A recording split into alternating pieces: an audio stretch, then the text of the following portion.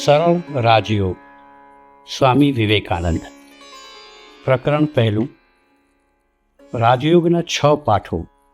રાજયોગ એ જગતમાંના કોઈ પણ વિજ્ઞાન જેવું જ એક વિજ્ઞાન છે. એ મનનું પૃથક્કરણ છે.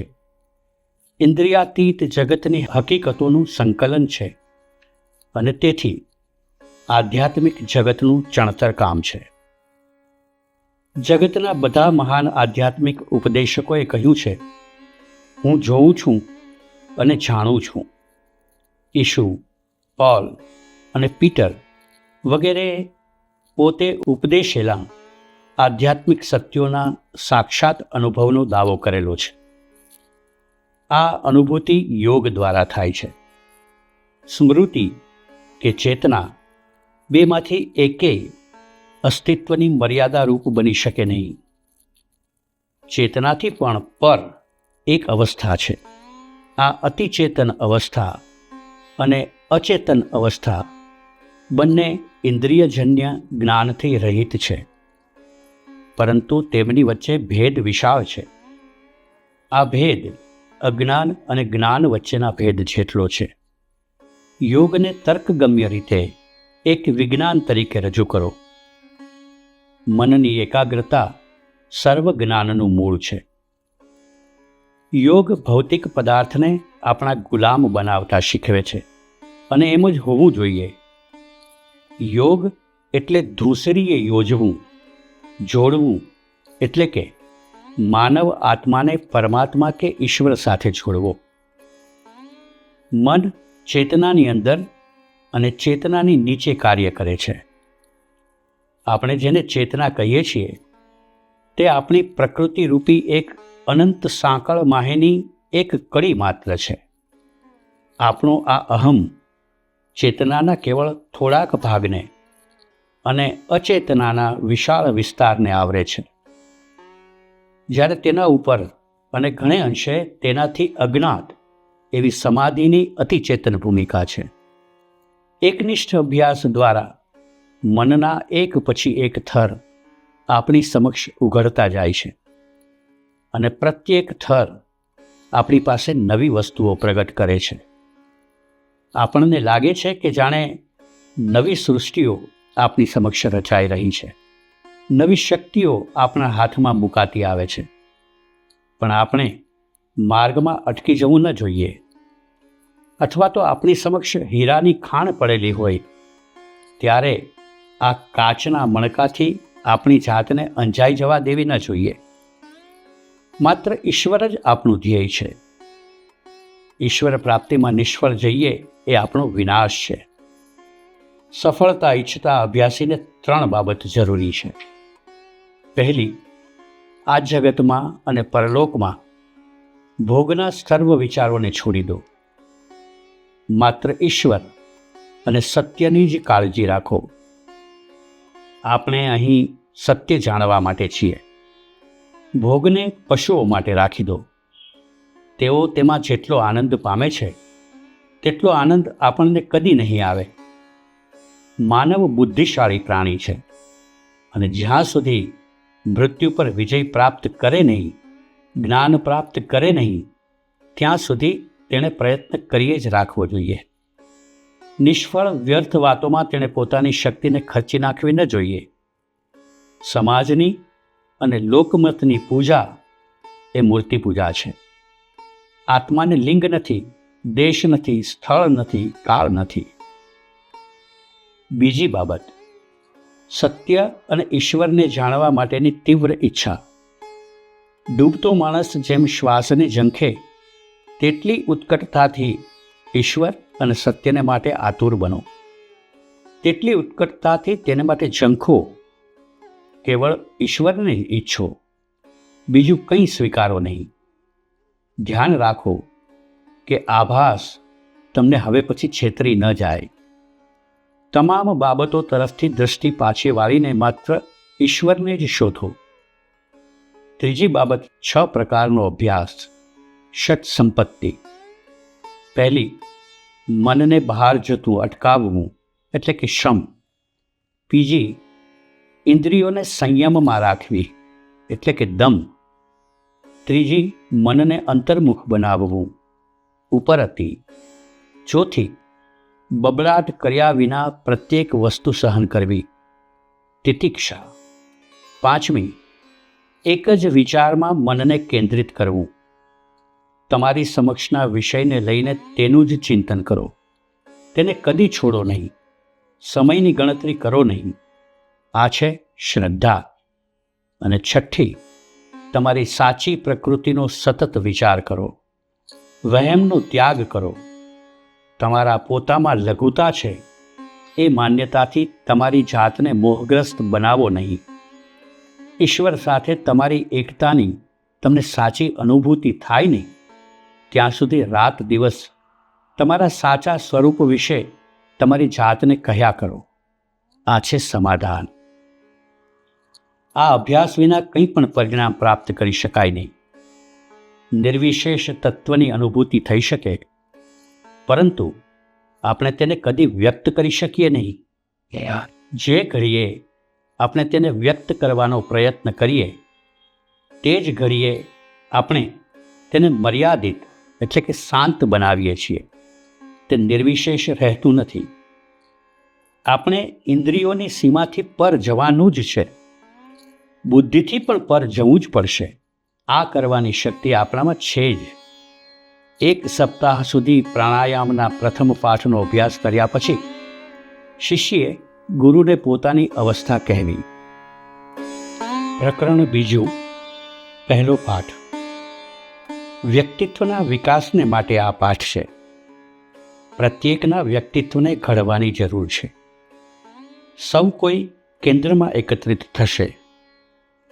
કલ્પના શક્તિ એ પ્રેરણાનું દ્વાર છે અને સઘળા વિચારનો આધાર છે. બધા અવતારી પુરુષો, કવિઓ અને શોધકોમાં મહાન કલ્પના શક્તિ હતી.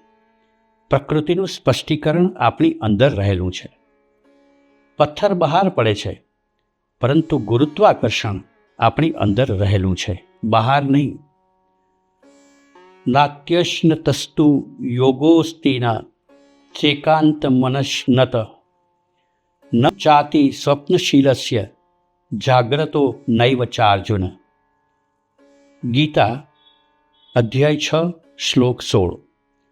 જે લોકો અતિ આહાર કરે છે અથવા અતિ અલ્પ આહાર કરે છે, અતિ નિદ્રા લે છે કે અતિ અલ્પ નિદ્રા લે છે, તેઓ યોગી થઈ શકે નહીં. અજ્ઞાન, ચંચળતા, ઈર્ષા, આળસ, વધુ પડતી આસક્તિ એ યોગાભ્યાસની સફળતાના મોટા શત્રુઓ છે. 3 અતિ આવશ્યક વસ્તુઓ આ પ્રમાણેની છે. પહેલી, પવિત્રતા, શારીરિક અને માનસિક. હરેક પ્રકારની અપવિત્રતા જે કશાથી મનની અવનતિ થાય તે સર્વનો ત્યાગ કરવો જોઈએ. બીજી છે ધૈર્ય.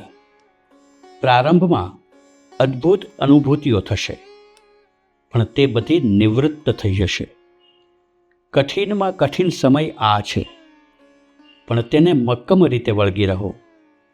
જો તમારામાં ધૈર્ય હશે તો અંતે સફળતા ચોક્કસ છે. ત્રીજી છે ખંત. સારી કે નરસી ગમે તેવી પરિસ્થિતિમાં સાજા હોઈએ, માંદા હોઈએ, છતાં ખંતપૂર્વક વળગી રહો.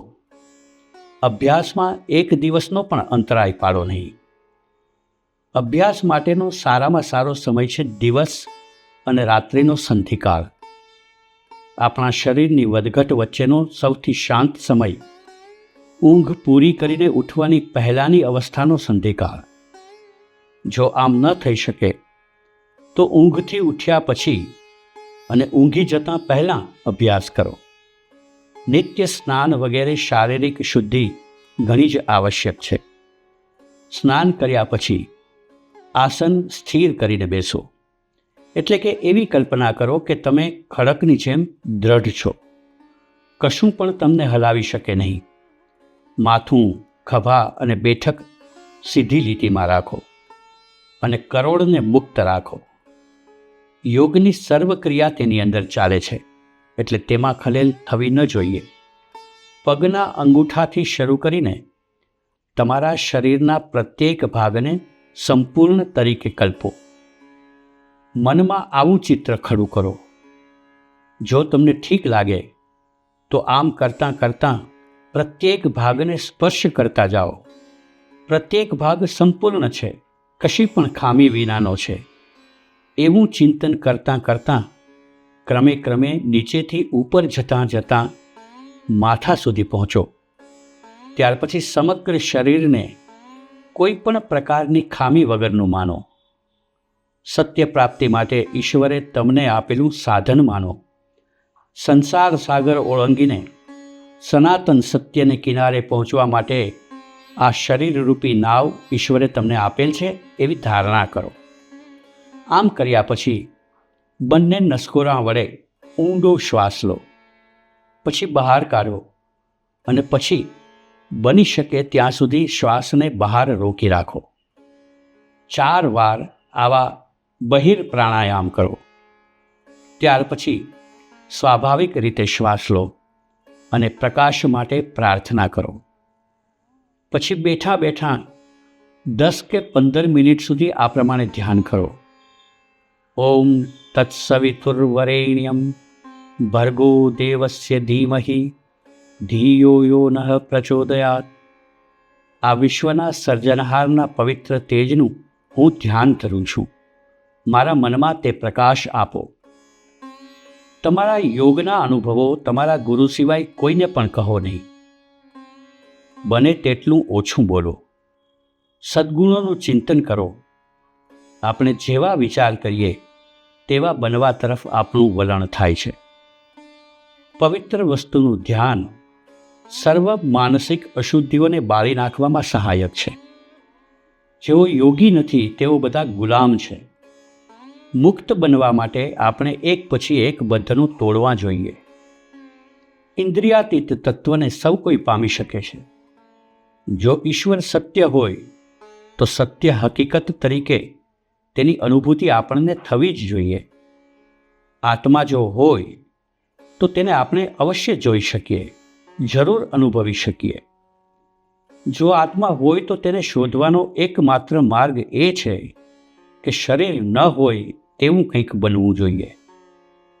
યોગીઓ આપણી ઇન્દ્રિયોના 2 મુખ્ય વર્ગો પાડે છે: જ્ઞાનેન્દ્રિયો અને કર્મેન્દ્રિયો.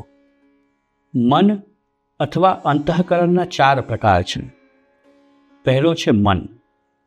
મન એટલે કે મનન અથવા ચિંતન કરનારી શક્તિ કે જે તેના પર નિયમન ન હોવાને કારણે સામાન્ય રીતે લગભગ સાવ વ્યર્થ જાય છે. જો યોગ્ય રીતે તેનું નિયમન કરવામાં આવે તો તે અદ્ભુત શક્તિ છે. બીજો પ્રકાર છે બુદ્ધિ એટલે કે ઈચ્છા શક્તિ. ક્યારેક તેને મેધા પણ કહે છે. ત્રીજો પ્રકાર છે અહંકાર એટલે કે જે અહમમાંથી હું એવી ભાવના ઉત્પન્ન થાય છે તે. ચોથો પ્રકાર છે ચિત્ત એટલે કે જે પદાર્થમાં અને જેના દ્વારા અંતરની સર્વ શક્તિઓ ક્રિયા કરે છે તે. જાણે કે મનનું તળિયું અથવા તો જેમાં અંતરની વિવિધ શક્તિઓ તરંગો રૂપે રહેલી છે એવો સાગર. યોગ એવું વિજ્ઞાન છે કે જેના વડે આપણે ચિત્તને વિવિધ વૃત્તિઓનું રૂપ ધારણ કરતું અથવા તેમાં રૂપાંતર પામતું રોકીએ છીએ. જેવી રીતે સમુદ્ર ઉપરનું પ્રતિબિંબ તરંગો દ્વારા ટુકડે ટુકડા થઈ જાય છે કે ચીરાઈ જાય છે, તેવી રીતે સત્ય સ્વરૂપ આત્માનું પ્રતિબિંબ ચિત્તની ઉઠતી પ્રવૃત્તિઓ રૂપી તરંગો દ્વારા તૂટી જાય છે. માત્ર જ્યારે સમુદ્ર અરીસા જેવો શાંત હોય ત્યારે જ ચંદ્રનું પ્રતિબિંબ ત્યાં જોઈ શકાય છે. તેમ માત્ર જ્યારે સંયમ વડે ચિત્ત સંપૂર્ણ શાંત થઈ જાય ત્યારે જ આત્માની અનુભૂતિ થાય.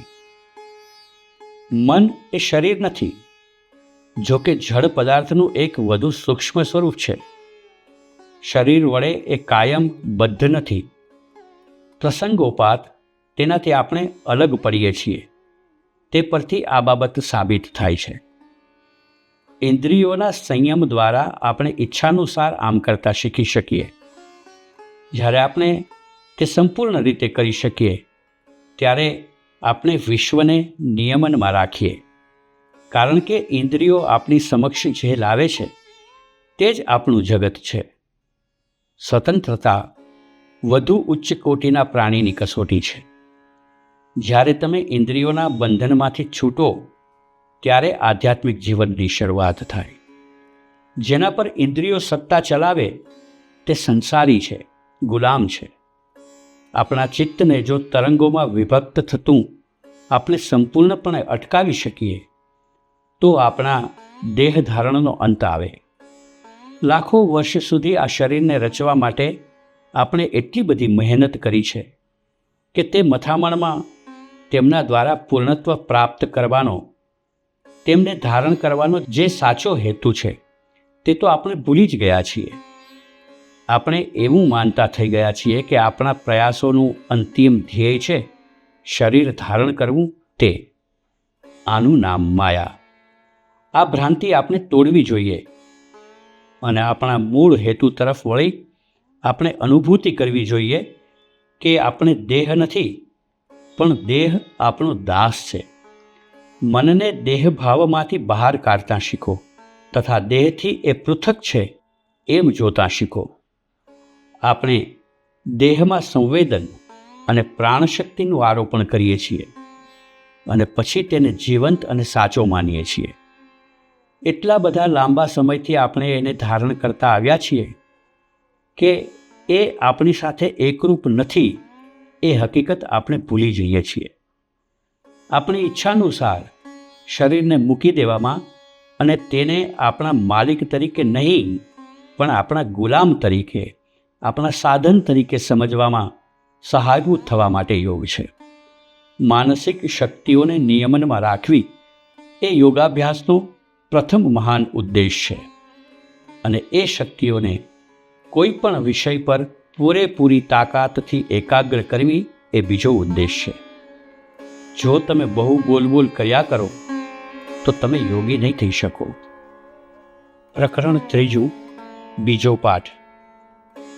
આ યોગને અષ્ટાંગ યોગ તરીકે ઓળખવામાં આવે છે કારણ કે તેને 8 મુખ્ય અંગોમાં વહેંચવામાં આવેલ છે. તે અંગો આ પ્રમાણે છે. પ્રથમ અંગ યમ. આ સૌથી વધુ અગત્યનું અંગ છે અને સમસ્ત જીવનને એના પ્રમાણે ચલાવવાનું છે. તેના 5 વિભાગ છે. પહેલો અહિંસા. મન વાણીની ક્રિયાથી કોઈને પીડા કરવી નહીં. બીજો અસ્તેય. મન વાણીની ક્રિયાથી દ્રવ્યનો લોભ રાખવો નહીં. ત્રીજો બ્રહ્મચર્ય. મન વાણીની ક્રિયાથી સંપૂર્ણ ઇન્દ્રિય સંયમ રાખવો. ચોથો સત્ય. મન વાણીને ક્રિયાથી સંપૂર્ણ સત્યનું પાલન કરવું. પાંચમો અપરિગ્રહ. અન્ય પાસેથી કોઈ પણ વસ્તુનો સ્વીકાર ન કરવો. દ્વિતીય અંગ નિયમ. શારીરિક શુદ્ધિ, નિત્ય સ્નાન, આહાર શુદ્ધિ ઇત્યાદિ. તૃતીય અંગ આસન. બેસવાનો પ્રકાર. નિતંબ, ખભા અને માથું સીધા રાખવા જોઈએ. કરોડને મુક્ત રાખવી. ચતુર્થ અંગ પ્રાણાયામ. શ્વાસોચ્છ્વાસનું નિયમન. પ્રાણ જીવન શક્તિ પર કાબૂ મેળવવા કરાતું શ્વાસોચ્છ્વાસનું નિયમન. પંચમ અંગ પ્રત્યાહાર. મનને અંતર્મુખ કરીને તથા તેને બહાર જતું અટકાવીને તેની અંદર રહેલા વિષયને સમજવા માટે ગોળ્યા કરવો. છઠ્ઠું અંગ ધારણા. એક વિષય પર મનની એકાગ્રતા. સપ્તમ અંગ ધ્યાન. અષ્ટમ અંગ સમાધિ. અંતઃપ્રકાશ. આપણા સર્વ પ્રયાસોનું ધ્યેય. યમ અને નિયમ આજીવન અભ્યાસ માટે છે. અન્ય 6ની બાબતમાં ખડમાકડી જેમ ઘાસના બીજા તણખલા પર મક્કમ રીતે પગ ઠેરવ્યા પહેલાં ઘાસના પ્રથમ તણખલાને છોડતી નથી તેમ કરવું. બીજા શબ્દોમાં કહીએ તો બીજું પગલું ભર્યા પહેલાં આપણે પ્રથમ પગલાંને સંપૂર્ણ રીતે સમજવાનું છે અને તેનો અભ્યાસ કરવાનો છે. આ પાઠનો વિષય છે પ્રાણાયામ, એટલે કે પ્રાણનું નિયમન. રાજયોગમાં શ્વાસ નિયમન મનની ભૂમિકામાં પ્રવેશ કરે છે અને આપણને આધ્યાત્મિક ભૂમિકાએ લાવી મૂકે છે. સમસ્ત શરીર યંત્રનું તે ગતિદાયક ચક્ર છે. એની પહેલી ક્રિયા ફેફસા પર થાય છે. ફેફસાની ક્રિયા હૃદય પર થાય છે. હૃદય લોહીના સંચાલન પર ક્રિયા કરે છે. આ લોહીનો પ્રવાહ મગજ પર ક્રિયા કરે છે. મગજ મન પર ક્રિયા કરે છે. ઈચ્છા શક્તિ બાહ્ય સંવેદન ઉત્પન્ન કરી શકે. અન્ય બાહ્ય સંવેદન ઈચ્છા શક્તિને જાગૃત કરી શકે છે. આપણી ઈચ્છા શક્તિઓ નિર્બળ હોય છે. આપણે તેમની શક્તિને કળી શકતા નથી, કારણ કે જળ પદાર્થમાં આપણે એટલા બધા બંધાઈ ગયેલા છીએ. આપણી ઘણી ખરી ક્રિયા બહારથી અંદરની બાજુએ થતી હોય છે. બાહ્ય પ્રકૃતિ આપણી સમતુલાને ખોરવી નાખે છે, પણ આપણે પ્રકૃતિને તેની સમતુલામાંથી ખોરવી શકતા નથી. ખરું જોતા આપણે તે કરવું જોઈએ. તે તદ્દન ખોટું છે. વધુ પ્રબળ શક્તિ ખરેખર તો અંદર રહેલી છે. મહાન સંતો અને ઉપદેશકો એવી વ્યક્તિઓ હતા કે જેમણે પોતાની અંદર રહેલા આ વિચાર જગત ઉપર વિજય મેળવ્યો હતો અને તેથી તેમના ઉપદેશો પ્રભાવપૂર્ણ હતા. એક વજીરને એક ઊંચા મિનારા પર કેદ કરવામાં આવ્યો હતો. તેની પત્ની તેને માટે એક વંદો, મધ, રેશમની દોરી અને દોરડું લાવી અને તેની સહાયથી તે છૂટ્યો. આ કથા આપણે રેશમી દોરાની જેમ શ્વાસનું પ્રથમ શારીરિક નિયમન યોજીને આપણા મન પર સંયમ મેળવીએ છીએ તેનું દ્રષ્ટાંત છે. તે આપણને એક પછી એક શક્તિઓ પર કાબૂ મેળવવાને સમર્થ બનાવે છે.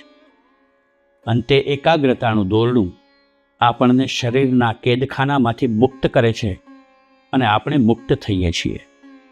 મુક્તિ પ્રાપ્ત કર્યા પછી ત્યાં સુધી પહોંચવા માટે વપરાયેલા સાધનો આપણે ત્યજી દઈ શકીએ. પ્રાણાયામના 3 વિભાગ છે. પહેલો પૂરક, એટલે કે શ્વાસને અંદર લેવો. બીજો કુંભક, એટલે કે શ્વાસને ટકાવી રાખવો. અને ત્રીજો રેચક, એટલે કે શ્વાસને બહાર કાઢવો. 2 નાડી પ્રવાહો મગજમાંથી નીકળીને કરોડની બાજુઓને આંટા ફરતા ફરતા નીચે જઈને મૂળમાં એકબીજાને ઓળંગીને ત્યાંથી મગજમાં પાછા ફરે છે.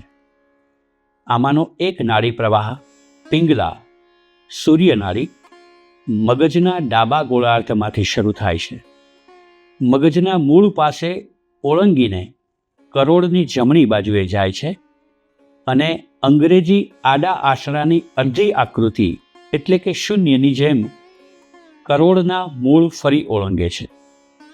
બીજો નાડી પ્રવાહ ઈડા ચંદ્ર નાડી વિપરીત દિશામાં ગતિમાન થઈને આ આડા અંગ્રેજી આશરાની આકૃતિ પૂર્ણ કરે છે. અલબત્ત નીચેનો ભાગ ઉપરના ભાગ કરતાં વધુ લાંબો છે. આ નાડી પ્રવાહો દિવસ અને રાત ચાલ્યા જ કરે છે અને સામાન્ય રીતે ચક્ર તરીકે ઓળખાતા વિવિધ કેન્દ્રોએ મહાન જીવન શક્તિઓનો જમાવ એકઠો કરે છે, પરંતુ આપણને તેમનું ભાગ્યે જ ભાન હોય છે. એકાગ્રતા વડે આપણે તેની અનુભૂતિ કરી શકીએ છીએ અને શરીરના સર્વ ભાગો ઉપર થઈને જતી તેમની ગતિને ઓળખી શકીએ છીએ. આ ઈડા એટલે કે ચંદ્ર અને પિંગલા એટલે કે સૂર્ય નાડીઓ શ્વાસ સાથે ગાઢ સંબંધ ધરાવે છે અને શ્વાસને નિયમિત કરવાથી આપણે શરીર પર કાબૂ મેળવી શકીએ છીએ. કઠોપનિષદમાં શરીરને રથ તરીકે વર્ણવેલ છે. મન તેની લગામ છે. બુદ્ધિ સારથી છે. ઇન્દ્રિયો ઘોડા છે અને ઇન્દ્રિયોના વિષયો તેમનો માર્ગ છે. રથમાં બેઠેલ રથી એ આત્મા છે. રથીને જો સમજણ ન હોય અને સારથી ઘોડાઓને કાબૂમાં રાખીને ચલાવી ન શકે તો તે લક્ષ્ય સ્થાને પહોંચી ન શકે અને તોફાની ઘોડાઓની પેઠે ઇન્દ્રિયો તેમને ગમે ત્યાં ઘસડી જાય ને કદાચ તેનો નાશ કરે. આ બંને નાળીઓ રથીના હાથમાં રહેલી કાબૂમાં રાખનારી મુખ્ય લગામો છે. ઘોડાઓને કાબૂમાં રાખવા માટે તેણે આ લગામરૂપી નાળીઓ ઉપર સંયમ પ્રાપ્ત કરવો જ જોઈએ. નીતિમાન થવા માટે આપણે શક્તિ મેળવવાની જ છે, કારણ કે આપણે એ શક્તિ પ્રાપ્ત ન કરીએ ત્યાં સુધી આપણી ક્રિયાઓને કાબૂમાં રાખી ન શકીએ. નીતિના ઉપદેશને આચરણમાં ઉતારવાની શક્તિ એકલો યોગ જ આપે છે. નીતિમાન થવું એ યોગનો હેતુ છે. બધા મહાન ઉપદેશકો યોગીઓ હતા અને દરેક નાડી ઉપર તેમનો કાબુ હતો. યોગીઓ કરોડના મૂળમાં આ નાડી પ્રવાહને રોકીને કરોડ સ્તંભના કેન્દ્રમાં થઈને ઉપર જવાની તેમને ફરજ પાડે છે. એમ થતાં તેઓ જ્ઞાનના પ્રવાહમાં પરિણમે છે. આવો જ્ઞાન પ્રવાહ માત્ર યોગીઓમાં જ અસ્તિત્વ ધરાવે છે. પ્રાણાયામનો બીજો પાઠ છે શ્વાસોચ્છ્વાસ. સૌને માટે એક જ પદ્ધતિ નથી. શ્વાસોચ્છ્વાસ તાલબદ્ધ રીતે ચાલવા જોઈએ અને તેમ કરવાનો સહેલામાં સહેલો માર્ગ ગણતરી દ્વારા છે. એ ક્રિયા કેવળ યંત્રવત હોવાથી અમુકવાર સંખ્યા ગણવાને બદલે પવિત્ર શબ્દ ઓમની અમુક સંખ્યામાં આવૃત્તિ કરીએ છીએ. પ્રાણાયામની પ્રક્રિયા આ પ્રમાણે છે. અંગૂઠાથી જમણું નસકોરું બંધ કરવું. પછી ઓમ શબ્દને 4 વાર મનમાં બોલતાં બોલતાં ડાબા નસકોરા દ્વારા ધીમે ધીમે શ્વાસ લો. ત્યાર પછી તરત જ ડાબા નસકોરા ઉપર તર્જની એટલે કે પહેલી આંગળી મૂકીને બંને નસકોરા મજબૂત રીતે બરાબર બંધ કરો અને મનમાં ને મનમાં ઓમને 8 વાર બોલી રહેવાય ત્યાં સુધી શ્વાસને અંદર રોકી રાખો. ત્યાર પછી જમણા નસકોરા પરથી અંગૂઠો ઉઠાવી લઈને ઓમને 4 વાર બોલતાં બોલતાં તેમાંથી ધીરે ધીરે શ્વાસને બહાર કાઢો. શ્વાસને બહાર કાઢો ત્યારે ફેફસામાંથી હવા સંપૂર્ણ બહાર કાઢી નાખવા માટે પેડુને બળપૂર્વક અંદર ખેંચો. વળી પાછા ધીમે ધીમે ઓમને 4 વાર બોલતાં બોલતાં ડાબું નસકોરું બંધ રાખીને જમણા નસકોરા દ્વારા ધીમે ધીમે શ્વાસ લો. પછી અંગૂઠાથી જમણું નસકોરું બંધ કરો અને ઓમને 8 વાર બોલતાં બોલતાં શ્વાસને રોકી રાખો.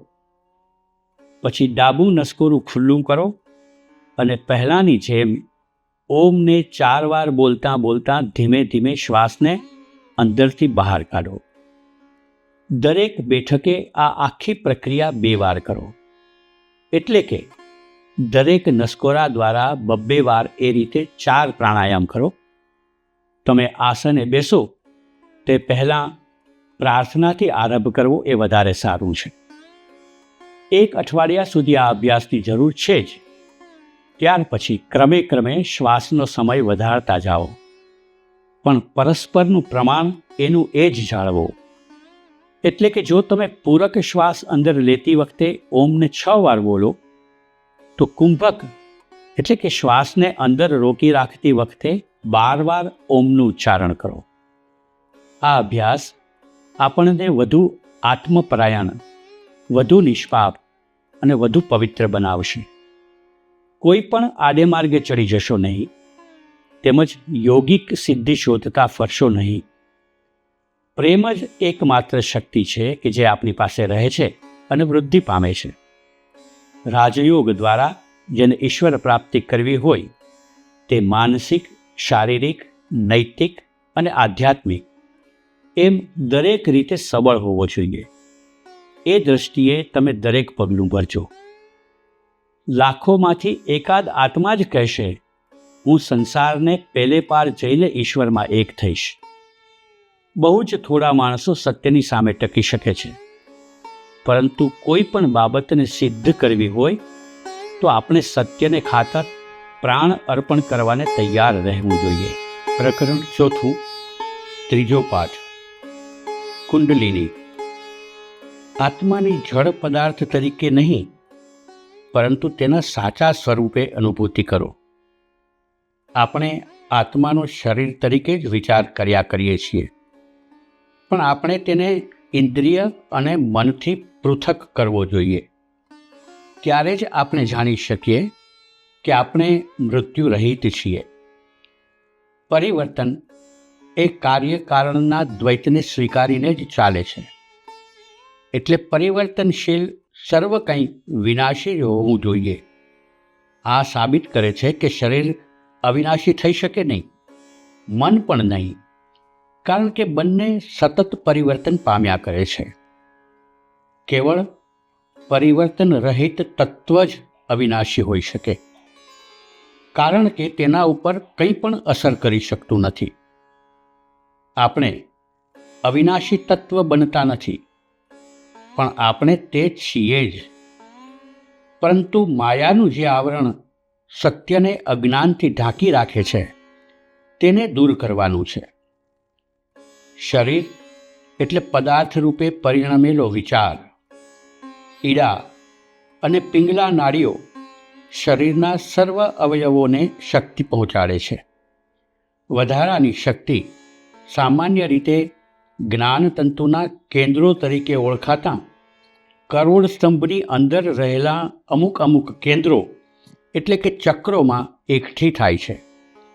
આ નાડીઓ મૃતદેહમાં મળી આવતી નથી, માત્ર તંદુરસ્ત શરીરમાં જ દેખાય છે. યોગીને એક ફાયદો છે, કારણ કે તે કેવળ તેમનો અનુભવ કરી શકે છે એટલું જ નહીં, પણ તેમને ખરેખર જોઈ શકે છે. યોગીના જીવનમાં એ નાડીઓ પ્રકાશમય હોય છે, અને મહાન ચક્રો પણ તેવી રીતે પ્રકાશમય હોય છે. ક્રિયા અવચેતન તેમજ ચેતનવાળી એમ 2 પ્રકારની હોય છે. યોગીમાં એક ત્રીજા પ્રકારની હોય છે કે જેને અતિચેતન કહી શકાય. આ અતિચેતન અવસ્થા જ સર્વ સ્થળે, સર્વકાળમાં, સર્વ આધ્યાત્મિક જ્ઞાનનું મૂળ રહી છે. અતિચેતન અવસ્થામાં કોઈ પણ ભૂલ થતી નથી, પરંતુ જ્યારે સહજ વૃત્તિની ક્રિયા કેવળ યંત્રવત હોય છે, ત્યારે આ અવસ્થા ભૂમિકાથી પર હોય છે. આને પ્રેરણા કહેવામાં આવેલ છે. પરંતુ યોગી કહે છે, પ્રત્યેક માનવીમાં આ શક્તિ રહેલી છે, અને કાળક્રમે સૌ કોઈને તેનો અનુભવ થશે. આપણે ઈડા અને પિંગલા નાડીઓને નવી દિશા આપવી જોઈએ, અને કરોડરજ્જુના કેન્દ્રમાંથી તેમને માટે નવો માર્ગ ખોલવો જોઈએ. સુષુમ્ના નામના આ માર્ગમાંથી નાડીઓને મગજ સુધી લાવવામાં આપણે સફળ થઈએ, ત્યારે તેટલા સમય પૂરતા આપણે શરીરથી સાવ પૃથક થઈ જઈએ છીએ.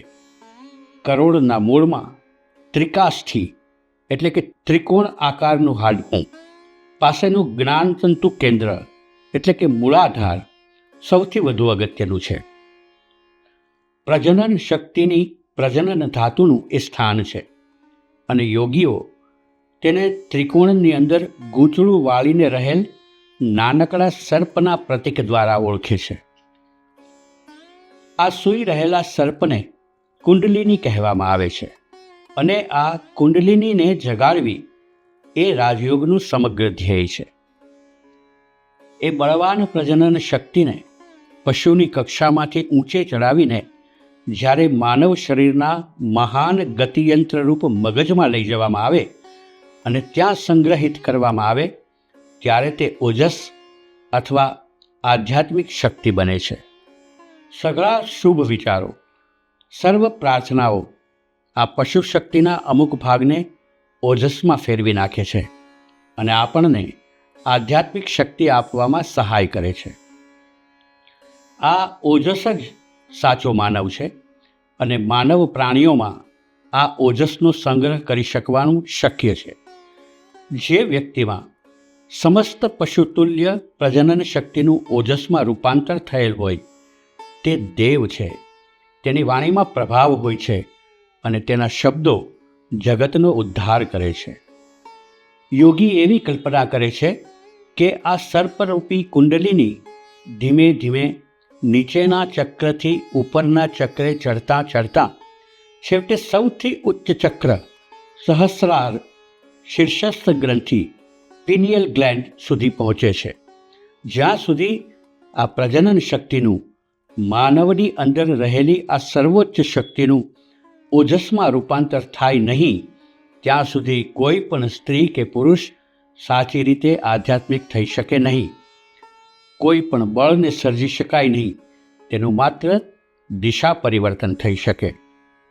તેથી આપણામાં પહેલેથી જ રહેલ મહાન શક્તિઓને નિયમનમાં રાખતા અને ઈચ્છા શક્તિ વડે તેમને માત્ર પશુતુલ્ય બનાવવાને બદલે આધ્યાત્મિક બનાવતા આપણે શીખવું જોઈએ. આ રીતે સ્પષ્ટ જોઈ શકાય છે કે સર્વ નીતિમત્તાની અને સર્વ ધર્મોની આધારશિલા બ્રહ્મચર્ય છે. ખાસ કરીને રાજયોગમાં વિચાર, વાણી અને ક્રિયામાં સંપૂર્ણ બ્રહ્મચર્ય અનિવાર્યપણે આવશ્યક છે. એ જ નિયમો પરિણીત અને અપરિણીત સૌને લાગુ પડે છે. જો કોઈ પણ માનવી પોતાના જીવનની સૌથી પ્રબળ શક્તિનો અપવ્યય કરે તો તે આધ્યાત્મિક થઈ શકે નહીં. સઘળો ઇતિહાસ આપણને શીખવે છે કે બધા યુગોના મહાન દ્રષ્ટાઓ કાં તો સંન્યાસીઓ અને યોગીઓ હતા અથવા તો જેમણે પરિણીત જીવનનો ત્યાગ કરેલો હતો તેવા હતા. કેવળ પવિત્ર જીવનવાળા વ્યક્તિઓ જ ઈશ્વરને જોઈ શકે. પ્રાણાયામ કરવાની શરૂઆત કરતાં પહેલાં જ આ ત્રિકોણને મનમાં જોવાનો પ્રયત્ન કરો. તમારી આંખો બંધ કરો અને તમારી કલ્પનામાં તેનું ચિત્ર સ્પષ્ટપણે ખડું કરો. તેને જ્વાળાથી વીંટળાયેલ અને મધ્યમાં ગૂંચળું વળેલ સર્પ સહિત જુઓ. તમે જ્યારે કુંડલિનીને સ્પષ્ટ રીતે જોઈ શકો ત્યારે કલ્પનામાં તેનું કરોડના મૂળમાં સ્થાપન કરો અને કુંભક કરતી વખતે શ્વાસ રોકો ત્યારે તે સર્પને જાગૃત કરવા માટે તેના માથા ઉપર બળપૂર્વક શ્વાસનો આઘાત કરો. કલ્પના જેટલી વધુ પ્રબળ તેટલી વધુ ઝડપથી સાચું પરિણામ પ્રાપ્ત થશે અને કુંડલિની જાગૃત થાય નહીં ત્યાં સુધી કલ્પના કરીએ જ રાખો કે તે જાગૃત થાય છે. નાડીઓની અનુભૂતિ કરવાનો પ્રયાસ કરો અને બળપૂર્વક તેમને સુષુમ્નાને માર્ગે ચડાવવાનો પ્રયત્ન કરો. આથી તેમની ક્રિયાને વેગ મળશે. ચોથો પાઠ. મનને નિયમનમાં લાવી શકીએ તે પહેલાં આપણે તેનો અભ્યાસ કરવો જોઈએ. આપણે આ અસ્થિર મનને પકડવાનું છે અને ભટકવામાંથી ખેંચીને તેને એક વિચાર પર કેન્દ્રિત કરવાનું છે. આમ વારંવાર કરવું જોઈએ. ઈચ્છા શક્તિ વડે મનને પકડીને તેને ભટકતું અટકાવીને ઈશ્વરના મહિમાના ચિંતનમાં લગાડવું જોઈએ. મનને પકડવાનો સૌથી સરળ માર્ગ છે પ્રથમ શાંત બેસવાનો અને થોડોક સમય તેની ઈચ્છા મુજબ તેને ભટકવા દેવાનો. મારું મન ભટક્યા કરે છે, હું તેનું દ્રષ્ટા છું. મન એ હું નથી. એ વિચારને મક્કમ રીતે વળગી રહો. પછી મન જાણે કે તમારી જાતથી જુદી વસ્તુ હોય તે પ્રમાણે તેને વિચાર કરતું જુઓ. તમારી જાતને ઈશ્વર સાથે એકરૂપ કરો. જળ પદાર્થ કે મન સાથે કદી પણ નહીં. કલ્પના કરો કે મન એ તમારી સમક્ષ પથરાઈ રહેલું એક શાંત સરોવર છે અને આવતા જતા વિચારો તેની સપાટી પર ઉત્પન્ન થતા અને ફૂટી જતા પરપોટા માત્ર છે. વિચારોને નિયમનમાં લાવવાનો કશો પ્રયાસ કરો નહીં. ફક્ત તેમને જોયા કરો અને તરતા તરતા સરી જાય ત્યારે કલ્પનામાં તેમને અનુસરો. આ ક્રિયા વર્તુળોને ક્રમશઃ નાના બનાવશે. મનનું ક્ષેત્ર વિચારોના વિસ્તૃત વર્તુળો સુધી પથરાયેલું છે. અને જેમ સરોવરમાં પથરા ફેંકવામાં આવે ત્યારે ઉદ્ભવેલ તરંગોના વર્તુળો દૂર દૂર સુધી વિસ્તાર પામે છે, તેમ વિચારના આ વર્તુળો પણ વિસ્તૃત અને વધુ વિસ્તૃત થતાં જાય છે. આપણે આ પ્રક્રિયાને ઉલટી કરવા માગીએ છીએ અને એક વિરાટ વર્તુળથી આરંભ કરીને તેને વધુ ને વધુ સંકીર્ણ કરતાં અંતે એક બિંદુએ લાવીને મનને ત્યાં સ્થિર રાખવા માગીએ છીએ. હું મન નથી, હું જોઉં છું કે હું ચિંતન કરું છું, હું મારા મનને ક્રિયા કરતું જોઉં છું. એ વિચારને વળગી રહો.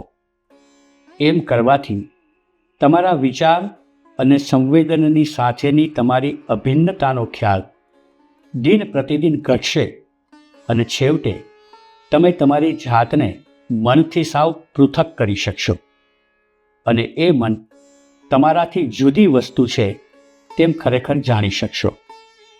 જ્યારે આમ થાય ત્યારે મન તમારી ઈચ્છા મુજબ નિયમનમાં રાખી શકાય તેવો ગુલામ બને છે. યોગી થવા માટે પ્રથમ ભૂમિકા છે ઇન્દ્રિયોથી પર જવાની. જ્યારે મન પર વિજય મળી જાય ત્યારે માનવી સર્વોચ્ચ ભૂમિકાએ પહોંચ્યો કહેવાય. બને તેટલું એકલા રહો. આસન સાનુકૂળ ઊંચાઈવાળું હોવું જોઈએ. પ્રથમ દર્ભનું આસન મૂકો. તેના પર રૂંવાટીવાળું મૃગચર્મ મૂકો અને તેના ઉપર એક રેશમી આચ્છાદન રાખો. આસન સાથે પીઠ ન હોય એ વધારે સારું છે. એ આસન એક સમાન અને હલેચલે નહીં એવું હોવું જોઈએ. વિચારો માનસ ચિત્રો હોવાથી આપણે નવાનું સર્જન કરવું જોઈએ નહીં. આપણે મનમાંથી સઘળા વિચારો કાઢી નાખીને તેને કોરું બનાવવું જોઈએ. વિચારને આવતાની સાથે જ કાઢી મૂકો. આ સિદ્ધ કરવા માટે આપણે જડ પદાર્થથી પર થઈને આપણા શરીરથી પર થવું જોઈએ. માનવીનું સમગ્ર જીવન ખરેખરી રીતે તો આ કરવાનો જ એક પ્રયાસ છે. પ્રત્યેક અવાજને તેનો પોતાનો અર્થ હોય છે. આપણી પ્રકૃતિમાં આ બંને વસ્તુઓ જોડાયેલ છે. આપણો સર્વોચ્ચ આદર્શ ઈશ્વર છે, તેનું ધ્યાન ધરો. જ્ઞાતાને આપણે જાણી શકીએ નહીં, પરંતુ આપણે તે છીએ. અનિષ્ટને આપણે જોઈએ છીએ ત્યારે જ તેનું સર્જન કરીએ છીએ. આપણે જેવા છીએ તેવું જ આપણે બહાર જોઈએ છીએ, કારણ કે જગત આપણો અરીસો છે. આ નાનું શરીર આપણે સર્જેલ એક નાનો અરીસો છે, પરંતુ સમસ્ત વિશ્વ આપણું શરીર છે. આપણે સદા આ વિચારવું જ જોઈએ. ત્યાર પછી આપણે જાણીશું કે આપણે મરી શકીએ નહીં કે બીજાને પીડા કરી શકીએ નહીં, કારણ કે તે આપણો પોતાનો જ છે. આપણે જન્મ મૃત્યુ રહિત છીએ અને આપણામાં કેવળ પ્રેમ જ હોવો જોઈએ. આ સમસ્ત વિશ્વ મારું શરીર છે. સર્વ આરોગ્ય, સર્વ સુખ મારું છે, કારણ કે આ બધું વિશ્વમાં છે. કહો કે હું જ વિશ્વ છું. આખરે આપણે શીખીએ છીએ કે સર્વ પ્રવૃત્તિ આપણા થકી અરીસા પ્રતિ થાય છે. જો કે આપણે નાના તરંગો રૂપે દેખાઈએ છીએ, છતાં સમસ્ત સાગર આપણી પાછળ છે અને આપણે તેની સાથે એકરૂપ છીએ. કોઈ પણ તરંગ સ્વતંત્ર અસ્તિત્વ ધરાવી શકે નહીં. યોગ્ય રીતે યોજાયેલી કલ્પના આપણો ઉત્તમ મિત્ર છે. એ તર્કથી પર જાય છે અને આપણને સર્વત્ર લઈ જનારો એ એકમાત્ર પ્રકાશ છે. પ્રેરણા અંદરથી આવે છે અને આપણે આપણી જાતને વધુ ઉચ્ચ શક્તિઓ દ્વારા પ્રેરણા આપવાની છે. 5મો પાઠ, પ્રત્યાહાર અને ધારણા. શ્રી કૃષ્ણ કહે છે, જે માણસો મને શોધે છે તેઓ ગમે તે સાધનાનો આશ્રય લે પણ મને પ્રાપ્ત કરે છે. તે સર્વે મને પહોંચવાના જ માર્ગ છે. પ્રત્યાહાર એટલે ની તરફ એકઠું કરવું, એટલે કે મનને પકડવાનો અને ઈચ્છિત વસ્તુ પર તેને કેન્દ્રિત કરવાનો પ્રયાસ. પ્રથમ પગલું મનને ભમવા દેવાનું છે.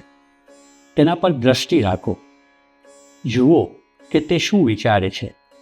માત્ર સાક્ષી થઈને રહો. મન એ જીવ કે આત્મા નથી. તે ફક્ત વધુ સૂક્ષ્મ સ્વરૂપે રહેલું જળ દ્રવ્ય જ છે. આપણે એના માલિક છીએ અને જ્ઞાનતંતુની શક્તિઓ દ્વારા આપણે તેને ચલાવતા શીખી શકીએ છીએ. શરીર એટલે આપણે જેને આંતરિક મન કહીએ છીએ તેનું બાહ્ય દર્શન. આપણે એટલે કે આત્મા એ શરીર અને મન બંનેથી પર છે. આપણે નિત્ય, સનાતન, પરિવર્તન રહિત સાક્ષી આત્મા છીએ. શરીર એટલે નક્કર થઈ ગયેલો વિચાર. શ્વાસ જ્યારે ડાબા નસકોરામાંથી વહેતો હોય ત્યારે આરામ લેવાનો સમય છે. જમણામાંથી વહે ત્યારે કાર્ય કરવાનો સમય છે અને બંનેમાંથી વહે ત્યારે ધ્યાનનો સમય છે એમ જાણવું. આપણે જ્યારે શાંત હોઈએ અને બંને નસકોરામાંથી સરખો શ્વાસ લેતા હોઈએ ત્યારે નીરવ ધ્યાન માટેની યોગ્ય સ્થિતિમાં છીએ. શરૂઆતમાં જ મનને એકાગ્ર કરવાનો પ્રયત્ન નકામો છે. વિચારો પર કાબૂ એની મેળે આવશે. અંગૂઠા અને તર્જનીથી નસકોરા બંધ રાખવાના પૂરતા અભ્યાસ પછી ઈચ્છા શક્તિથી એકલા વિચાર દ્વારા જ આપણે તેમ કરી શકીશું. પ્રાણાયામમાં હવે થોડોક ફેરફાર કરવાનો છે. સાધક પાસે પોતાના ઈષ્ટનું નામ હોય તો પૂરક અને રેચક વખતે ઓમને બદલે તે વાપરવું અને કુંભક વખતે હૂમ શબ્દ વાપરવો. હૂમ શબ્દના પ્રત્યેક ઉચ્ચારણની સાથે રોકી રાખેલ શ્વાસને કુંડલિનીના માથા ઉપર બળપૂર્વક છોડો અને કલ્પના કરો કે આઘાત તેને જાગૃત કરે છે. તમે પોતાને માત્ર ઈશ્વર સાથે જ અભિન્ન ગણો. થોડા સમય પછી વિચારો પોતાનું આગમન જણાવશે અને તેઓ કઈ રીતે શરૂ થાય છે તેની આપણને ખબર પડશે. અને જેમ અત્યારની ભૂમિકાએ બહાર દ્રષ્ટિ નાખીને કોઈ માણસને આવતો આપણે જોઈ શકીએ છીએ તેમ આપણે શો વિચાર કરવાના છીએ તે જાણી શકીશું. આ સ્થિતિએ આપણે ત્યારે પહોંચીશું કે જ્યારે આપણે પોતાને આપણાથી પૃથક કરતા અને આપણને પોતાને એક રીતે તથા મનને તેથી કંઈક અલગ વસ્તુ તરીકે જોતા શીખીશું. વિચારોના સકંજામાં તમે પકડાઈ જાઓ નહીં. તેમનાથી અલગ થઈને બાજુએ ઊભા રહો એટલે તેઓ શમી જશે. આ પવિત્ર વિચારને અનુસરો. તેમની સાથે ચાલો. તેઓ વિલીન થઈ જશે ત્યારે તમે સર્વશક્તિમાન ઈશ્વરના ચરણ પ્રાપ્ત કરશો. આ જ સમાધિ કે અતિચેતન અવસ્થા છે. વિચાર વિલીન થઈ જાય ત્યારે તેને અનુસરો અને તેની સાથે તમે પોતે પણ વિલીન થઈ જાઓ. જ્યોતિર્મંડલો આંતરજ્યોતિના પ્રતીકો છે અને યોગીઓને તે દેખાય છે. કેટલીક વાર આપણને જાણે કે અગ્નિ જ્વાળાઓથી ઘેરાયેલું હોય તેવું કોઈક મુખ દેખાય. તે જ્વાળાઓમાં તે વ્યક્તિનું ચારિત્ર્ય વાંચી શકીએ. ભૂલ વગર તેનો તોલ બાંધી શકીએ. આપણને આપણા ઈષ્ટના દર્શન થાય. એ પ્રતીક ઉપર આપણે શ્રદ્ધાપૂર્વક આધાર રાખી શકીએ. આપણા મનને સંપૂર્ણપણે એકાગ્ર કરી શકીએ. સર્વ ઇન્દ્રિયો દ્વારા આપણે કલ્પના કરી શકીએ, પરંતુ મુખ્યત્વે આપણે આંખ દ્વારા તેમ કરીએ છીએ. કલ્પના સુદ્ધા અર્ધજળ દ્રવ્યની બનેલી છે. બીજા શબ્દોમાં કહીએ તો મૂર્ત આભાસ સિવાય આપણે વિચાર કરી શકીએ નહીં. પરંતુ પ્રાણીઓ વિચાર કરતા દેખાય છે છતાં તેમની પાસે શબ્દો નથી. તેથી સંભવિત છે કે વિચાર અને કલ્પના વચ્ચે અતૂટ સંબંધ નથી. કલ્પનાને યોગમાં ટકાવી રાખવાનો પ્રયાસ કરો, પરંતુ એટલું સંભાળજો કે તે પવિત્ર અને નિર્દોષ હોય. આપણા સૌની કલ્પના શક્તિના પ્રકારમાં દરેકની વિશિષ્ટતાઓ હોય છે. માટે તમને જે પ્રકાર સૌથી વધુ સ્વાભાવિક લાગે તેને અનુસરો. તમને એ સૌથી સહેલું થઈ પડશે. આપણે કર્મ દ્વારા સર્વ પુનર્જન્મોના પરિણામરૂપ છીએ. બૌદ્ધો કહે છે તેમ એક દીવામાંથી પ્રગટેલો બીજો દીવો. દીપ જુદા જુદા, પણ પ્રકાશ એક જ. આનંદમાં રહો, વીર બનો, રોજ સ્નાન કરો, ધીરજ, પવિત્રતા અને ખંત રાખો, તો તમે સાચે સાચા યોગી થશો. ઉતાવળા થવાનો પ્રયાસ કદી કરો નહીં, અને જો સિદ્ધિઓ આવે તો યાદ રાખો કે તે માત્ર આડા રસ્તા છે. તેમનાથી લલચાઈને મુખ્ય માર્ગથી ભ્રષ્ટ થાઓ નહીં. એ બધીને બાજુએ મૂકો અને તમારા એકમાત્ર સાચા ધ્યેય ઈશ્વરને દૃઢતાથી વળગી રહો. જે શાશ્વત વસ્તુને પ્રાપ્ત કરવાથી આપણને ચીર શાંતિ મળે તેની જ શોધ કરો.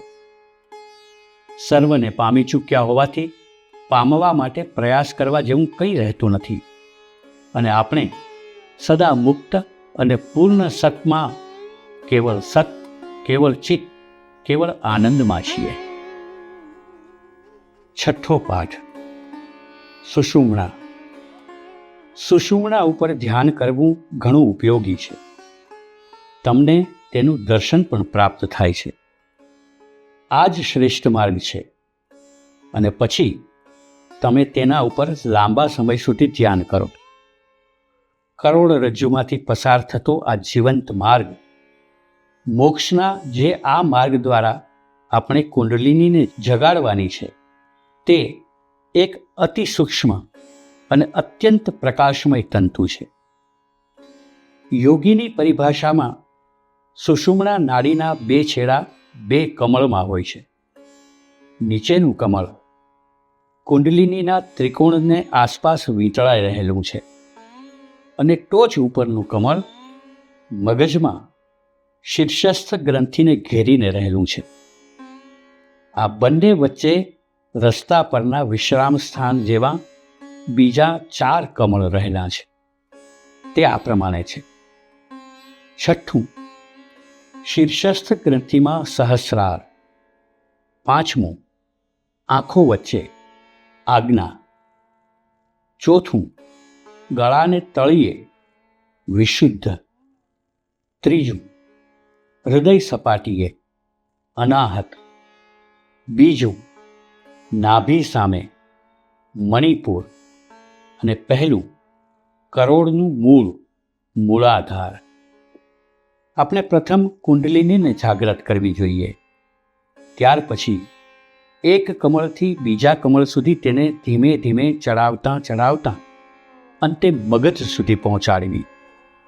પ્રત્યેક ભૂમિકા એટલે મનનો એક નવો થર છે. સંક્ષિપ્ત રાજયોગ. કૂર્મ પુરાણમાંથી રાજયોગનો સંક્ષિપ્ત ભાવાનુવાદ આ પ્રમાણે આપવામાં આવ્યો છે.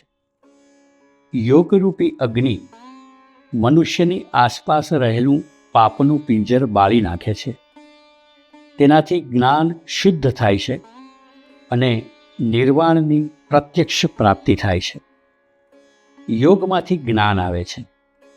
એ જ્ઞાન પાછું યોગીને સહાય કરે છે. જે મનુષ્ય પોતામાં યોગ અને જ્ઞાન બંનેનો સમન્વય કરે છે, તેના પર ઈશ્વર પ્રસન્ન થાય છે. જેઓ દિવસમાં 1 વાર કે 2 વાર કે 3 વાર અથવા હંમેશા મહાયોગનો અભ્યાસ કરે છે, તેઓને દેવ સમજવા. યોગના 2 વિભાગ છે. એકને અભાવ યોગ કહેવામાં આવે છે અને બીજાને મહાયોગ કહેવામાં આવે છે. જ્યાં પોતાના આત્માનું શૂન્ય રૂપે અને નિર્ગુણ રૂપે ધ્યાન કરવામાં આવે છે, ત્યારે તેને અભાવ યોગ કહેવામાં આવે છે. જેમાં આત્માને આનંદપૂર્ણ, સર્વ દોષરહિત અને ઈશ્વરથી અભિન્ન જોવામાં આવે છે, ત્યારે તેને મહાયોગ કહેવામાં આવે છે. આ બેમાંથી ગમે તે દ્વારા યોગી પોતાના આત્માનો સાક્ષાત્કાર કરે છે.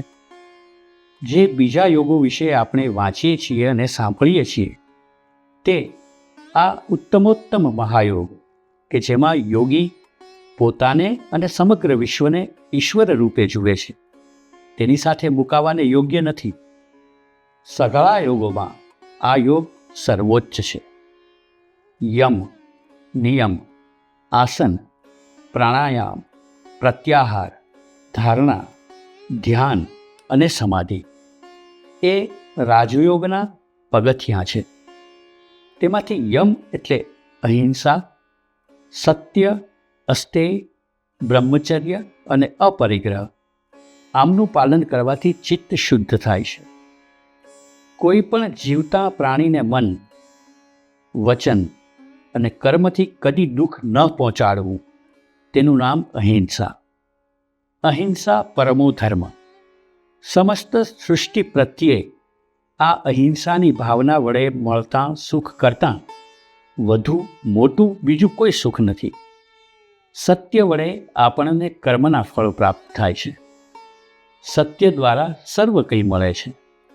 સત્યમાં સર્વ કંઈ પ્રતિષ્ઠિત છે. હકીકતોને જેવી હોય તેવી જણાવવી તેનું નામ સત્ય. બીજાઓની વસ્તુઓ ચોરીથી કે બળજબરીથી ન લેવી તેનું નામ અસ્તેય, યાને કે નિર્લોભીપણું. વિચાર, વાણી અને ક્રિયામાં હંમેશા અને સર્વ સ્થિતિમાં ઇન્દ્રિય સંયમ પાળવો એ બ્રહ્મચર્ય કહેવાય. ભારેમાં ભારે દુઃખ આવી પડે તો પણ કોઈની પાસેથી કશું દાન ન લેવું તેને અપરિગ્રહ કહેવામાં આવે છે. એની પાછળ વિચાર એ રહેલો છે કે માણસ બીજા પાસેથી દાન લે છે તેથી તેનું હૃદય મલિન બને છે, તે હલકો પડે છે, તે પોતાનું સ્વાતંત્ર્ય ગુમાવે છે, તે બંધાઈ જાય છે ને તેનામાં આસક્તિ વધે છે. નીચેની બાબતો યોગમાં સફળતા માટે સહાયક છે. એમને નિયમ એટલે કે નિયમિત ટેવો અને વ્રતો કહેવામાં આવે છે. એ નિયમો 5 છે: તપ, સ્વાધ્યાય, સંતોષ, શૌચ અને ઈશ્વર પ્રણિધાન. તપ એટલે ઉપવાસ આદિ અથવા બીજા પ્રકારોથી શરીરને નિયમમાં રાખવું, તે શારીરિક તપ. વેદોનો પાઠ અને જેમના વડે શરીરમાંના સત્વગુણની વૃદ્ધિ થાય તેવા મંત્રનો જપ કરવો એ સ્વાધ્યાય. આ મંત્રોના જપના 3 પ્રકાર છે. એક છે શાબ્દિક, બીજો અર્ધશાબ્દિક અને ત્રીજો માનસિક. શાબ્દિક યાને સંભળાય તેવો જપ નીચામાં નીચી કોટીનો છે, અને જરાય સંભળાય નહીં તેવો જપ સૌથી ઊંચી કોટીનો છે. જેમાં મંત્રનો ઉચ્ચાર મોટેથી કરવામાં આવે છે તે શાબ્દિક. ત્યાર પછીનો પ્રકાર એ છે કે જેમાં માત્ર હોઠ જ હલે છે પણ અવાજ ન આવે, જેની અંદર મંત્રના અર્થનો વિચાર પણ સાથે રહેતો હોય અને જે કોઈના સાંભળવામાં ન આવે તેવો જપ માનસ જપ કહેવાય છે, અને તે સર્વોચ્ચ પ્રકારનો છે. શૌચને વિશે ઋષિઓએ કહ્યું છે કે શૌચ 2 પ્રકારના છે: બાહ્ય અને આંતર. જળથી, માટીથી કે બીજા પદાર્થોથી શરીરની શુદ્ધિને બાહ્ય શૌચ કહેવામાં આવે છે, જેમ કે સ્નાન વગેરે. સાચું બોલવું તથા બીજા સદ્ગુણો વડે મનને શુદ્ધ કરવું તેને આંતર શૌચ કહેવામાં આવે છે. બંને પ્રકારના શૌચ જરૂરના છે. માણસ અંતરમાં પવિત્ર હોય અને બહારથી મેલો ઘેલો રહે એ પૂરતું નથી. જ્યારે બંને પ્રકારની શુદ્ધિ પાળી શકાય તેમ ન જ હોય ત્યારે અંતરશુદ્ધિ માત્ર વધારે સારી છે. પરંતુ એ બંને ન આવે ત્યાં સુધી કોઈ યોગી થઈ શકે નહીં. ઈશ્વર પ્રણિધાન એટલે સ્તુતિ દ્વારા, ચિંતવન દ્વારા તેમજ ભક્તિ દ્વારા ઈશ્વરની પૂજા. આપણે યમ અને નિયમ વિશે કહી ગયા. ત્યાર પછીનું પગથિયું છે આસન. એને વિશે સમજી રાખવાની બાબત માત્ર આટલી છે કે છાતી, ખભા અને માથું સીધા ટટાર રાખીને શરીરને મોકળું રહેવા દેવું. ત્યાર પછી આવે છે પ્રાણાયામ. પ્રાણનો અર્થ છે શરીરની અંદરની જીવન શક્તિઓ. આયામનો અર્થ છે તેમને કાબૂમાં લેવી. પ્રાણાયામના 3 પ્રકાર છે: સાવ સાદો, વચલા પ્રકારનો અને ઘણા ઉચ્ચ પ્રકારનો. પ્રાણાયામના 3 વિભાગ છે: પૂરક, કુંભક અને રેચક. જ્યારે 12 સેકન્ડથી શરૂઆત કરવામાં આવે ત્યારે તે નીચામાં નીચા પ્રકારનો સાવ સાદો પ્રાણાયામ કહેવાય. જ્યારે તમે 24 સેકન્ડથી શરૂઆત કરો ત્યારે તે મધ્યમ પ્રકારનો કહેવાય, અને જેમાં 36 સેકન્ડથી શરૂઆત કરવામાં આવે તે પ્રાણાયામ ઉત્તમ કોટીનો ગણાય. નીચામાં નીચા પ્રકારના પ્રાણાયામમાં પરસેવો થાય, મધ્યમ પ્રકારના પ્રાણાયામમાં શરીરનો કંપ થાય અને સર્વોચ્ચ પ્રકારના પ્રાણાયામમાં શરીર હળવું થઈ જાય અને પરમ આનંદનો અનુભવ થાય. ગાયત્રી નામનો એક મંત્ર છે. વેદમાં એ ઘણો પવિત્ર મંત્ર ગણાય છે. તેનો અર્થ આવો છે: જેણે આ વિશ્વને ઉત્પન્ન કર્યું છે તે દેવતાના મહિમાપૂર્ણ તેજનું અમે ધ્યાન કરીએ છીએ. તે અમારી બુદ્ધિને પ્રકાશ આપો. એ મંત્રની શરૂઆતમાં અને છેવટે ઓમ આવે છે. એક પ્રાણાયામમાં 3 ગાયત્રી મંત્રનો ઉચ્ચાર કરો. બધા ગ્રંથોમાં કહ્યું છે કે પ્રાણાયામ રેચક, પૂરક અને કુંભક એવા 3 વિભાગોમાં વહેંચાયેલો છે.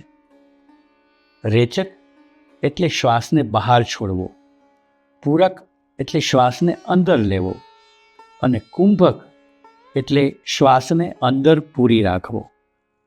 ઇન્દ્રિયો એટલે કે જ્ઞાનેન્દ્રિયો બહિર્મુખ છે અને બાહ્ય વિષયોની સાથે સંસર્ગમાં આવે છે.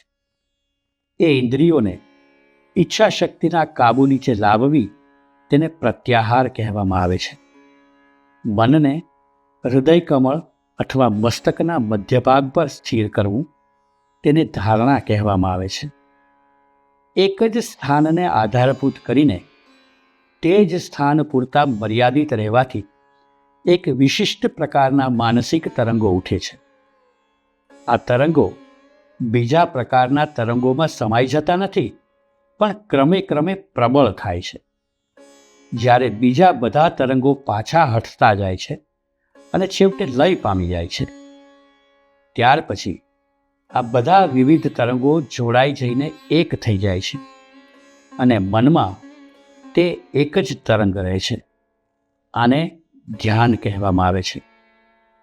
જ્યારે કશા જ આધારની જરૂર ન રહે, જ્યારે સમગ્ર મન એક જ તરંગરૂપ બની ગયું હોય, વૃત્તિ એકાકાર થઈ ગઈ હોય, ત્યારે તેને સમાધિ કહેવામાં આવે છે. એ અવસ્થામાં બાહ્ય સ્થાનો અને આંતર કેન્દ્રોમાંથી આવતી સઘળી સહાયથી રહિત કેવળ વિચારનો અર્થ માત્ર જ વિદ્યમાન હોય છે.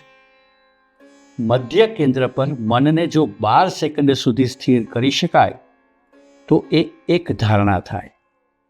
આવી 12 ધારણાનું એક ધ્યાન થાય અને આવા 12 ધ્યાનની એક સમાધિ કહેવાય. જ્યાં અગ્નિ હોય અથવા જળ ભર્યું હોય, અથવા સૂકા પાંદડાથી છવાયેલી જમીન હોય, જ્યાં ઉધઈના રાફડા હોય, જ્યાં જંગલી જાનવરો હોય અથવા ભય હોય, જ્યાં 4 રસ્તા ભેગા થતા હોય, જ્યાં ખૂબ ઘોંઘાટ થતો હોય, જ્યાં ઘણા દુષ્ટ લોકો વસતા હોય, ત્યાં યોગ સાધના ન કરવી. આ બાબત ભારતને વિશેષ રીતે લાગુ પડે છે.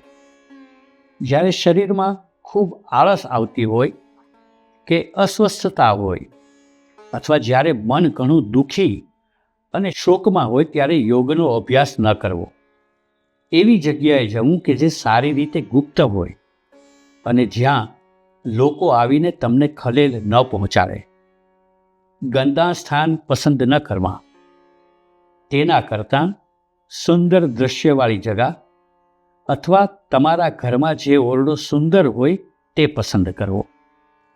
અભ્યાસ કરવા બેસો ત્યારે પ્રથમ પ્રાચીન યોગીઓને, તમારા ગુરુને અને ઈશ્વરને પ્રણામ કરો અને પછી પ્રારંભ કરો.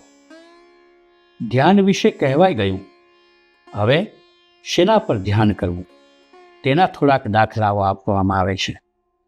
ટટ્ટાર બેસો અને તમારા નાકના ટેરવા પર દ્રષ્ટિને સ્થિર કરો. એનાથી મન કેવી રીતે એકાગ્ર થાય છે?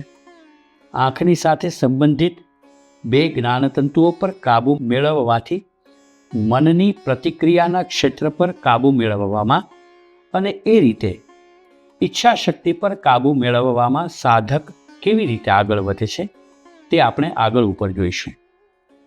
ધ્યાનના થોડાક નમૂનાઓ આ રહ્યા. મસ્તકના શિખર ઉપર કેટલાક તસુ ઊંચે એક કમળ છે.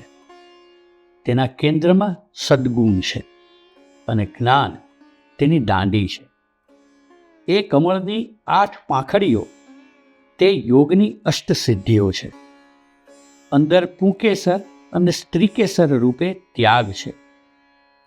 યોગી જો બહારની સિદ્ધિઓનો ત્યાગ કરે તો તે મુક્તિએ પહોંચે. એટલે કમળની 8 પાંખડીઓ તે અષ્ટસિદ્ધિઓ છે, પણ અંદરના પુંકેસર અને સ્ત્રીકેસર રૂપે કડક ત્યાગની કલ્પના કરી છે.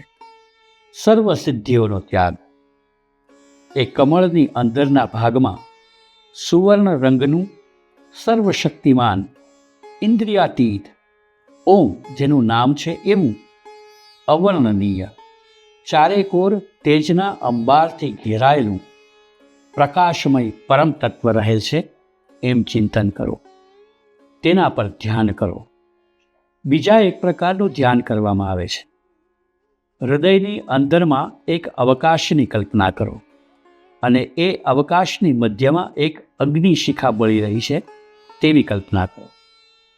એ અગ્નિશિખાને તમારો પોતાનો આત્મા કલ્પો અને એ અગ્નિશિખાની અંદરના ભાગમાં બીજી એક ઝળહળતી જ્યોતિ છે અને એ જ્યોતિ તમારા આત્માનોય આત્મા ઈશ્વર છે એવી કલ્પના કરો.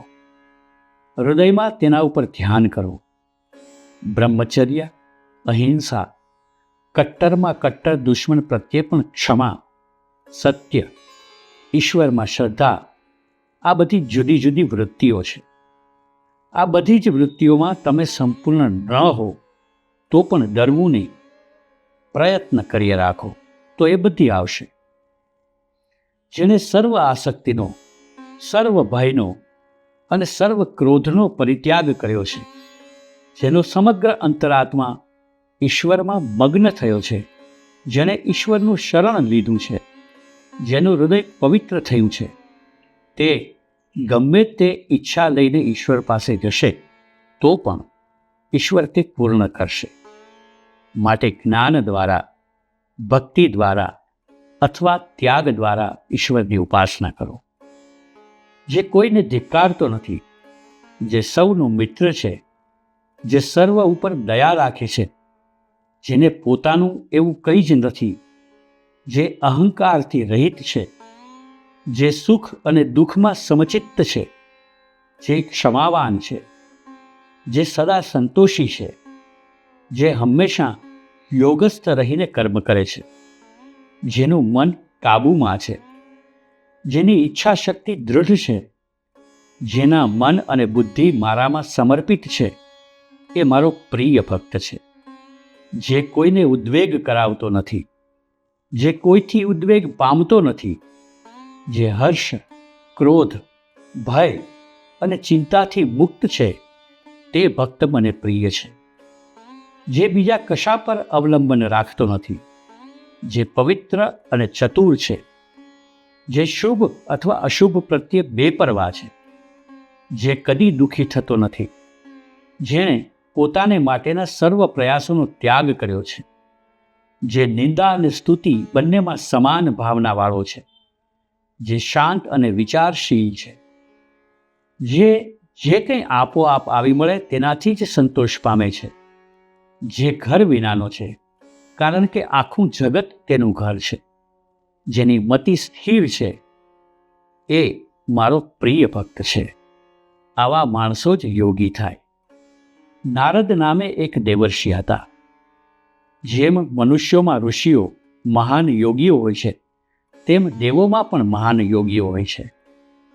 નારદ નામે એક મહાન યોગી હતા અને તે સર્વ સ્થળે વિચરતા. એક દિવસે એ એક વનમાં થઈને જઈ રહ્યા હતા.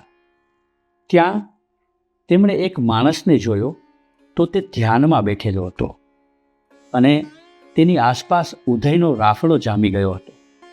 એટલા લાંબા કાળથી તે ધ્યાન કરી રહ્યો હતો. નારદને જોઈને તેણે કહ્યું, આપ ક્યાં જાઓ છો? નારદે જવાબ આપ્યો, હું વૈકુંઠમાં જાઉં છું.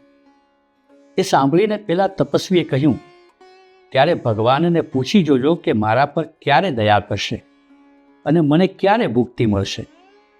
નારદે કહ્યું, ભલે, અને આગળ ચાલ્યા.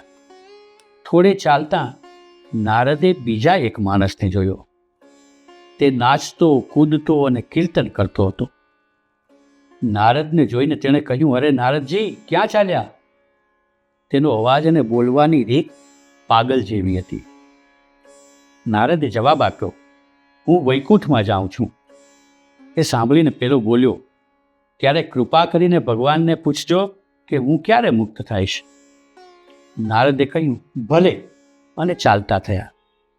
ઘણે લાંબે વખતે નારદ પાછા એ જ રસ્તે થઈને નીકળ્યા અને પેલા રાફડાવાળા માણસ પાસે આવ્યા. નારદને જોઈ પેલાએ પૂછ્યું, મહારાજ, આપે ભગવાનને મારે વિશે પૂછ્યું તું? હા, જરૂર, નારદે કહ્યું. શું બોલ્યા ભગવાન? પેલાએ પૂછ્યું. નારદે કહ્યું, ભગવાન બોલ્યા કે તારી મુક્તિ હજી 4 જન્મ પછી થશે. એ સાંભળીને તો રડવાને શોક કરવા લાગ્યો કે અરે રે, મેં તો ભગવાનનું એટલા બધા સમય સુધી ધ્યાન કર્યું છે કે મારી આજુબાજુ રાફડો બંધાઈ ગયો ને હજી 4 જન્મ બાકી. નારદ ત્યાંથી ચાલીને બીજા પાગલ જેવા લાગતા માણસ પાસે ગયા. તેણે પૂછ્યું, આપે ભગવાનને મારી બાબતમાં પૂછ્યું હતું? નારદે કહ્યું, હા. ભગવાન બોલ્યા કે આ સામેનું આંબલીનું ઝાડ દેખાય છે, તેના પાંદડા જેટલા જન્મ લીધા પછી તારી મુક્તિ થશે. એ માણસ તો આનંદમાં આવી જઈને નાચવા લાગ્યો અને બોલી ઉઠ્યો, એટલા ટૂંકા કાળમાં જ મારી મુક્તિ થઈ જશે? ભગવાન કેટલા દયાળુ છે. એમ કહીને તે તો આનંદમાં આવી જઈને નાચવા લાગ્યો. ત્યાં તો એ જ સમયે આકાશવાણી થઈ, વત્સ, તું આ ક્ષણે જ મુક્ત છો. તેની અખૂટ ધીરજનું એ ફળ. એટલા બધા જન્મો સુધી એ સાધના કરવાને તૈયાર હતો. એ કશાથી નાહિંમત થયો નહીં. પરંતુ પેલા રાફડાવાળાને તો માત્ર 4 વધુ જન્મો પણ બહુ લાંબો ગાળો થઈ પડ્યો. જે માણસ યુગના યુગ સુધી રાહ જોવાને તૈયાર હતો, તેના જેવી ધીરજને ખંત તથા શ્રદ્ધાથી પરમપદને પામી શકાય. અસ્તુ.